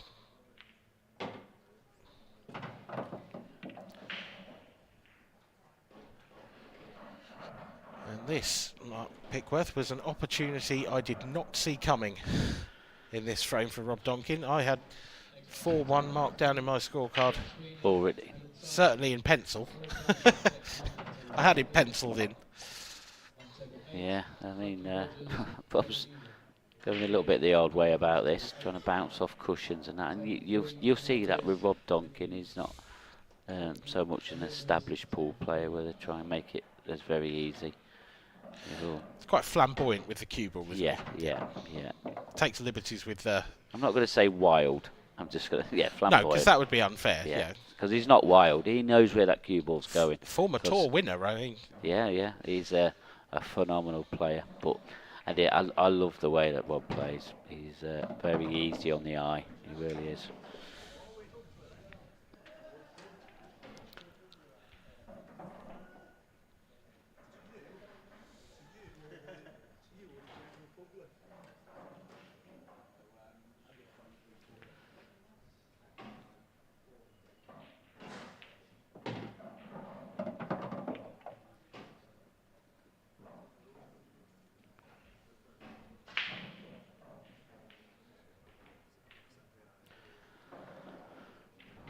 Well, some latest scores again then for you out there. Mark Boyle, which we thought was going to be a tough game against Evan Parry-Williams, is 4-0 ahead now. Gareth Ibbott 4-1 up against Andy Esgrove. That Brian Cumming, Robert Stephen match also a focus. 3-2 to Robert Stephen.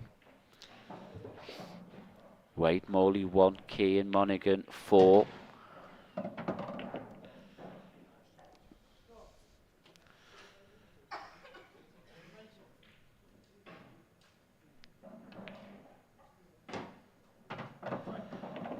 very nice counter clearance from Rob Duncan. Sees him get back to within one frame of Corey Reese. He might have seen the curtains closing on this match in his mind's eye when he screwed straight in off from the break. Yeah, well, normally when you come up against a top professional player exactly like Corey Reese, you don't get another chance. No, but that Corey essentially just leaving himself hampered was what caused the problem. And a surprising frame for Rob Duncan to win. But he won't care. He'll be pretty pleased with that, sat in his seat. Just Corey just leaving the door open, slightly ajar there. Yeah, and you can't do that. I mean, Rob Duncan, he's a dangerous player. And this race to 7 can be quite cutthroat. And you've got to take every chance.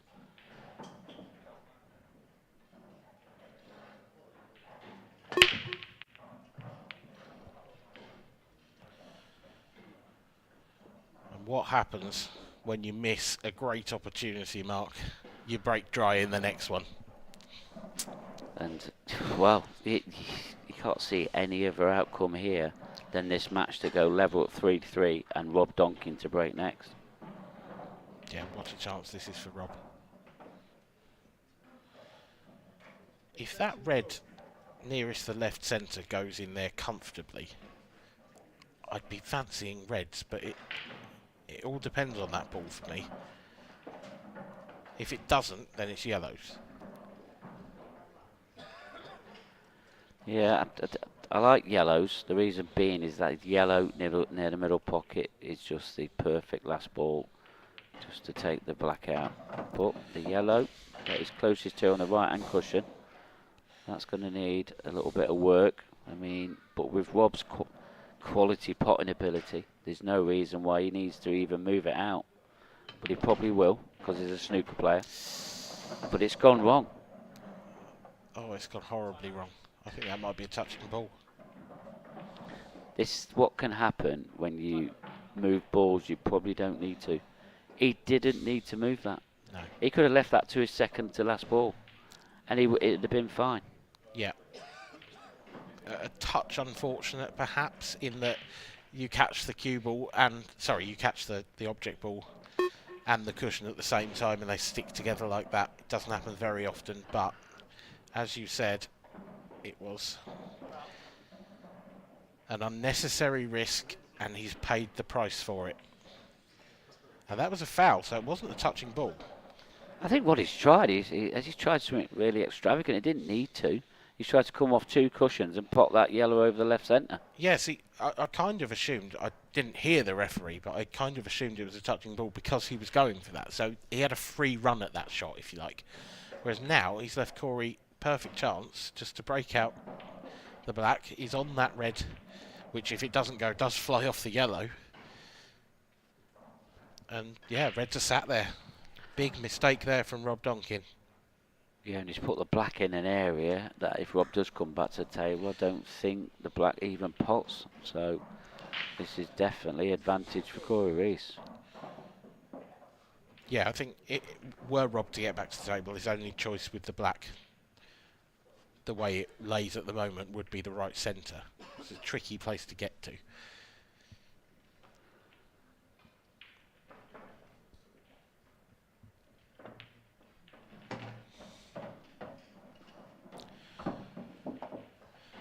Well, Corey left himself hampered queuing last time out, and it cost him the frame. He does appear to have done the same thing again. Yeah, Could be bridging right over that yellow. Very awkward this is. I mean, he's definitely going to be overreaching as well. Tricky. Made it. He has made it, but he's done a little bit, getting away from his work a little bit. But all he's got to do is just drop this in, and he'll surely on one of them into the bottom right-hand corner. Yeah. If not, definitely the one on the left corner. He'll be on something. Needs to be careful with this yellow, where that goes.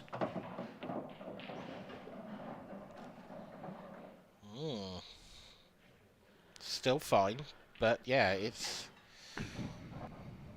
just getting more and more difficult. Both of these players seem to be just making life difficult for themselves at the moment. Yeah, I think he's okay here. So the red in the middle of the 3, I think he can just play that into the corner, come on and off the top cushion, and that red that he's hit into a safer position.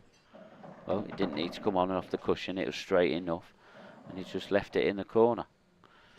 So again, going a little bit away from his work with this next pot, but it shouldn't be a problem.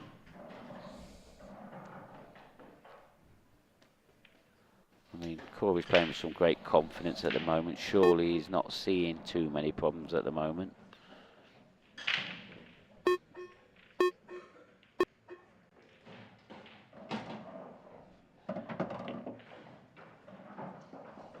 Is he on both of them? That's the question. Yeah, I think he is.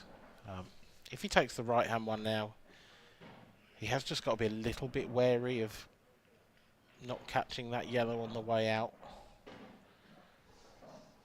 He's certainly got to guard against that. I think that's why he's taking the left one first. Let's screw this back.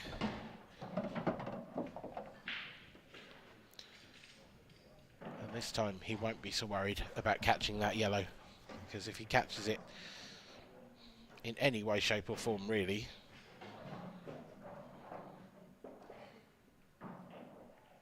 he will be nicely on the black. So good shot selection there from the Welshman. He's actually come straight back across the table and left the black into the bottom right.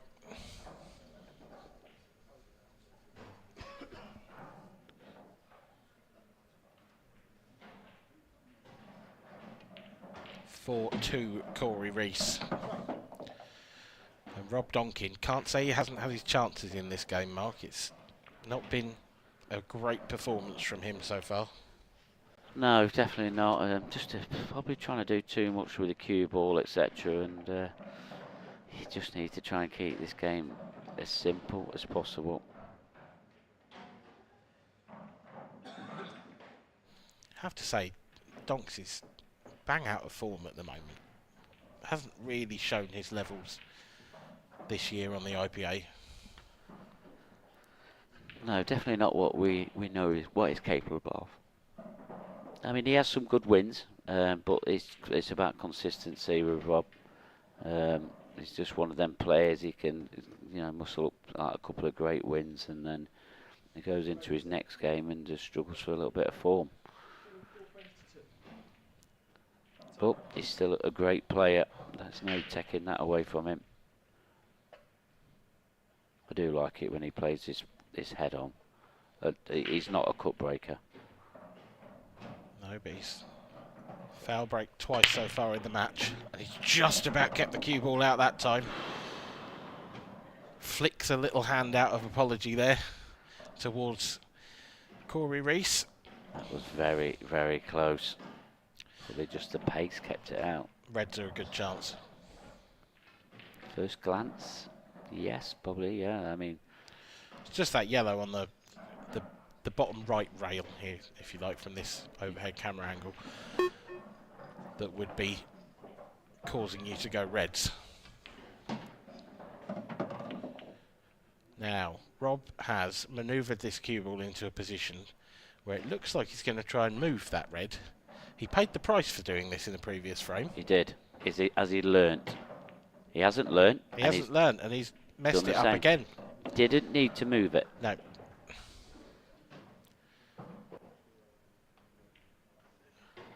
It doesn't double. It does in the top left, but you've again it's trying to get a cue ball over there to make that shot happen. It would be a big shot, but the red is on to the centre. If he were to screw straight back from that with the angle he's got, he could have another go at getting that red out. But he's close to the cushion. He's going to be digging down it. It adds a high tariff of difficulty. High tariff of difficulty. Apologies.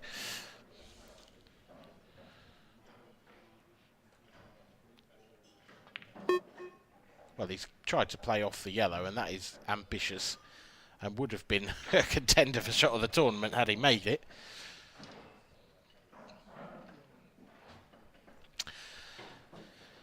He's played it with a little bit of safety in mind, but probably not enough, because Corey's got options on for pots. He's certainly got an option to the left centre.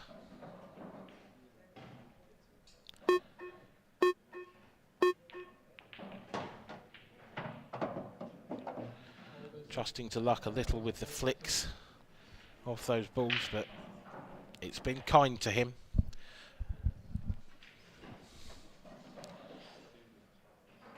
And now Corey Reese should be all set, really. That red over the bottom left is food for thought.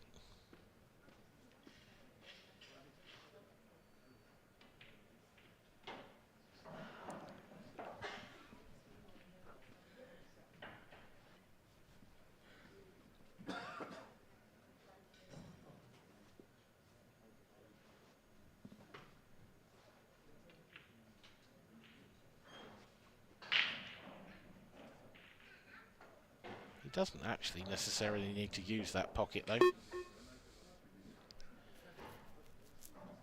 The yellow directly to the left of the black will go into the right centre, which would free up the left centre for the other one, or the plant to the bottom right. So that red isn't really in his way.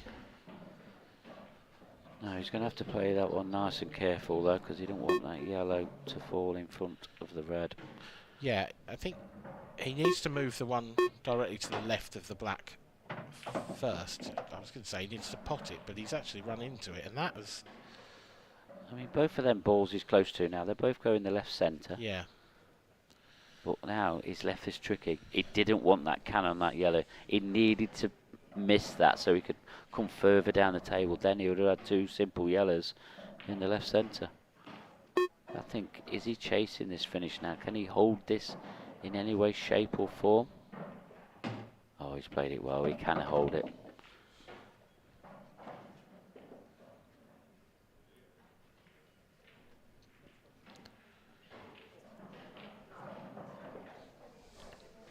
I think he's okay here now. He'd love to get this red out of the way of this corner pocket as well, and that'll make the black give it another option for a different pocket.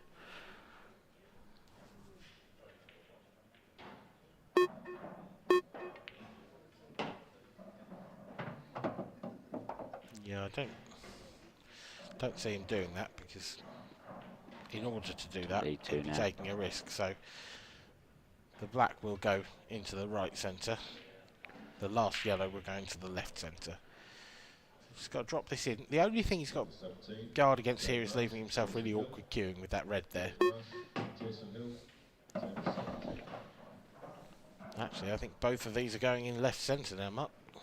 Well, it depends on what angle he's left here. I think he's got too much angle to run through, so...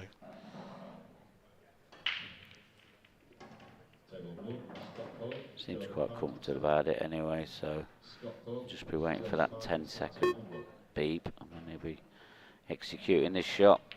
And you are right down just enough angle there to pull it back and take the black in the same pocket. 5-2, and Rob Duncan is running out of time and chances against Corey Reese. He trails by 3. He now needs to win 5 of the last 6 frames if he is going to keep his tournament hopes alive. For Corey Reese, hopes of the double are still very much alive. Well, Gareth Hibbett, he's also had a quiet tournament, but he's the first player into the last 16. He's had a 7-1 victory against Andy Esgrove. That's a great win. Mark Boyle 5-0 up against Evan Perry-Williams. Robert Stephen, he's now only 1 frame away, 6-2 up against Brian Cummins. He's taken the last 3 frames. Wade Morley, he's producing a bit of a comeback. Wade Morley 3, Cian Monaghan 4.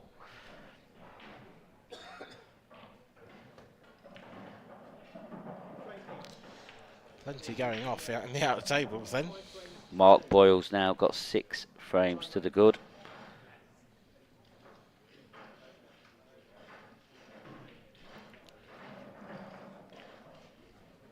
Corey Reese steps up to break in frame number 8. His break hasn't been the best so far in this match.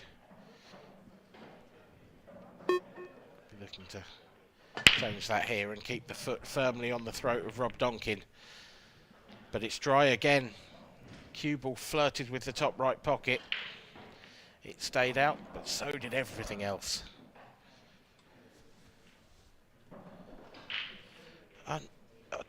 Rob will surely feel, Mark, that he should be probably winning this game, the chances he's had.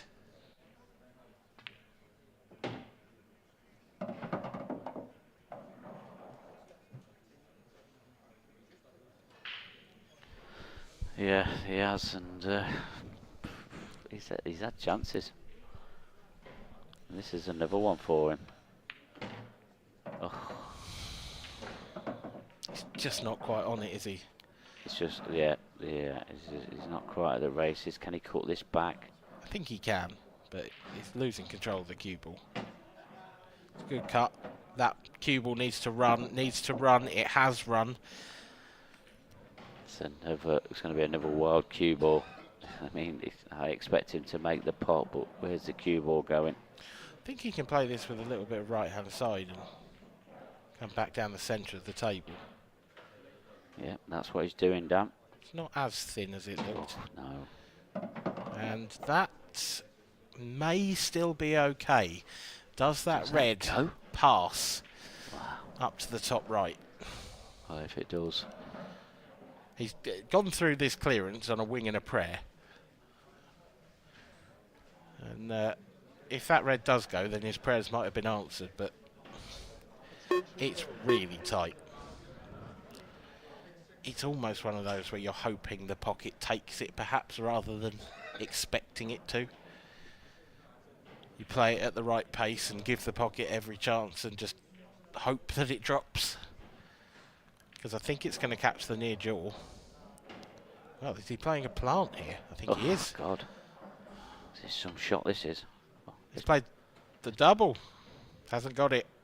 It's not Rob Duncan's day. That's some vision, that is.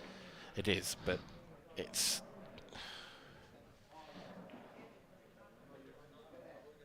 Corey needs a good shot here, having said that. Not left any easy pots on. Can't really see anything that Corey can play as a shot to nothing. So you can see he's looking...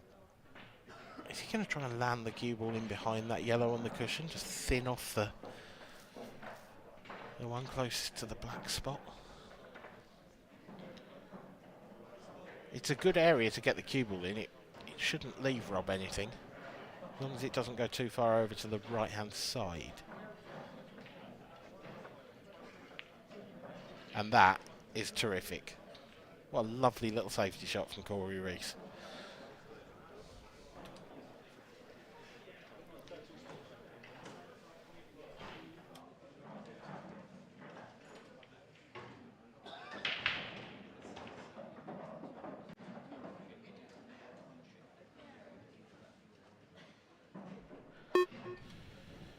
Can Rob Duncan extricate himself from this position?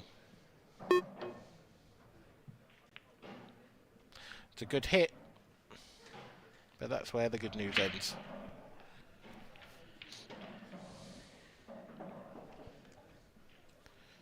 Yeah, he's just into a lot of luck there to try and get that cue ball safe. I mean, he had no choice, did he? He just had to get a hit and hope.